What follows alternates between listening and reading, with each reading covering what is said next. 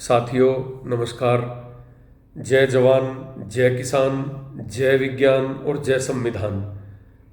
संविधान दिवस की आप सबको हार्दिक शुभकामनाएं।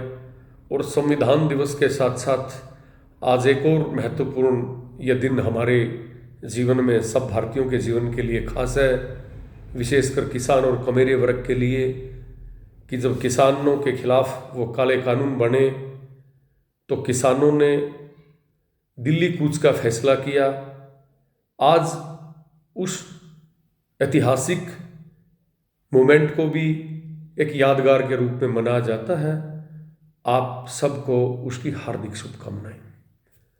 साथियों, संविधान निर्माताओं ने हमारे लिए बहुत खूबसूरत संविधान बनाया। पूरी दुनिया में जितने भी अच्छे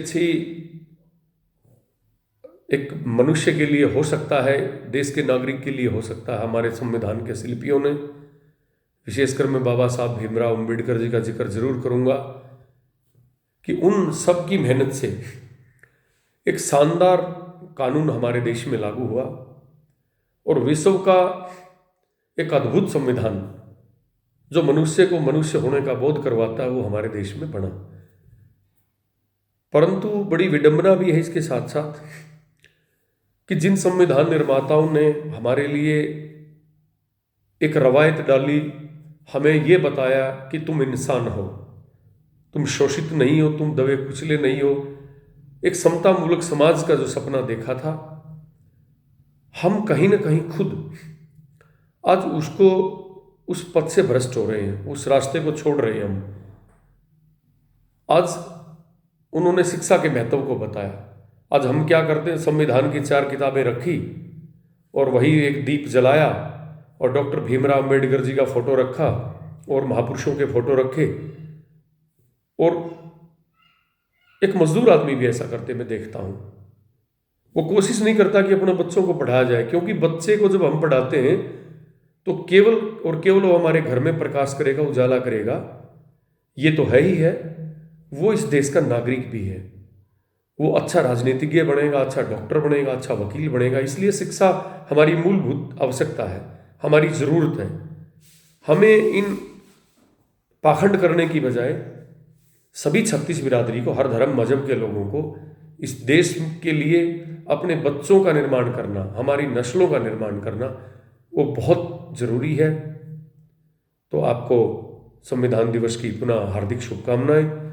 और इसके साथ साथ जो दूसरा एक महत्वपूर्ण घटनाक्रम आज ही के दिन हुआ, हमारे खिलाफ जो कृषि कानून बने, एक दौर वो था जब चौधरी छोटूराम जी, अंग्रेज का जमाना था, लाल किले पे यूनियन जैक लहराता था, बावजूद उसके उस विचारधारा ने, उस किसान और कमेरे के भगवान ने हमारे लिए कितने ऐतिहासिक काम किए। जहां जिस इलाके में मैं रहता हूं, सुंदर ब्रांच नहर, आज तो उसकी ठीक से मुरम्मत नहीं हो पाती।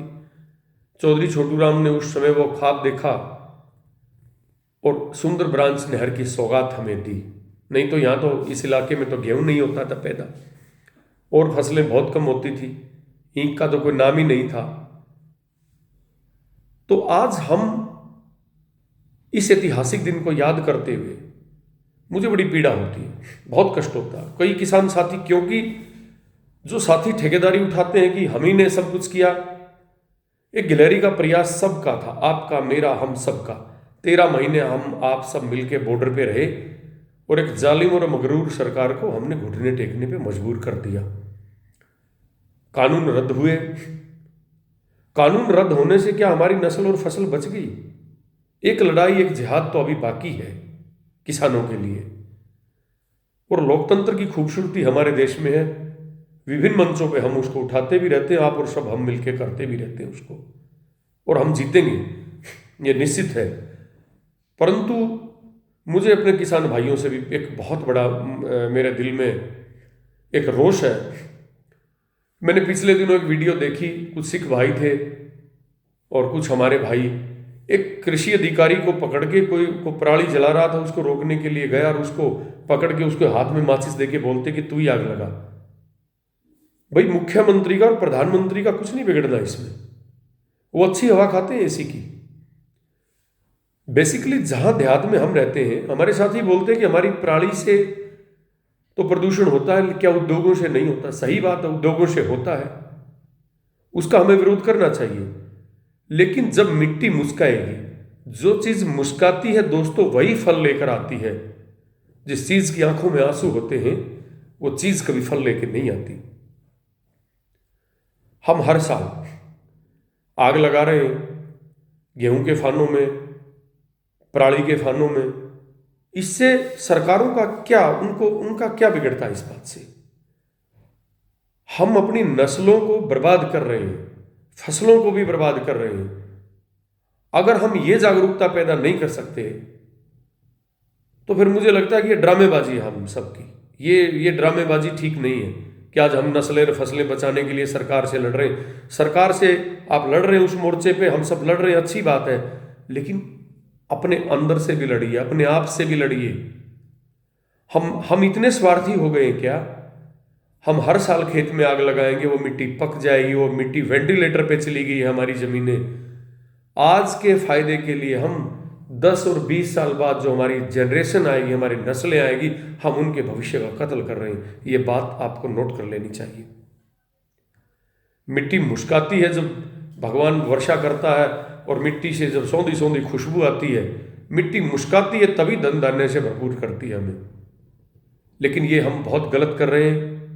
हमारे घरों में सरदार भगत सिंह का फोटो है।